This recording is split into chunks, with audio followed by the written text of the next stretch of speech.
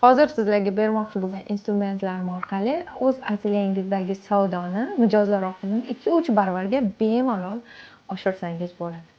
Birinchi instrument bu Instagram. Bu oddiy narsa va yangi boshlagan atelyesida, masalan, atelye ochib ish boshlagan odamga $500 ga mobilograf olish kerak emas. Oddiy telefon, bitta shtativ 900 mingmi, 500 mingga ham bor, 400 mingga. Va o'zingizni ishingizni ko'rsatish. Instagram. Ya'ni atelyengizga kuniga nechta odam keladi? 5 ta odam kelsa, balki ko'chadan bir 10 kishi sizga qiziqib qarar. Lekin Instagram orqali 500 ming kishi sizni atelyengizga qaraydi. Va ikkinchi eng katta instrument bu servis, muomala.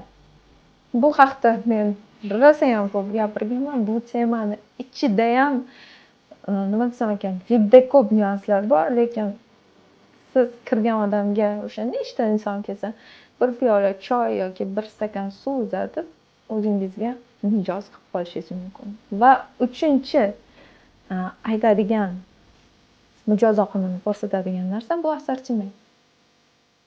Assortiment bo'lishi kerak.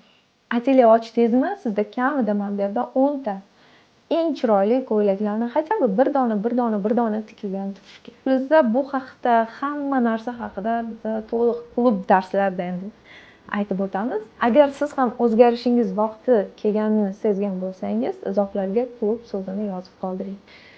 Siz butunlay, nima desam ekan, o'zgarishi klub bu o'zgarishning yuqori darajasida. Buni tasavvur qilamiz. Shuning uchun balki biz uzoq muddat, 1 yil davomida olganmiz.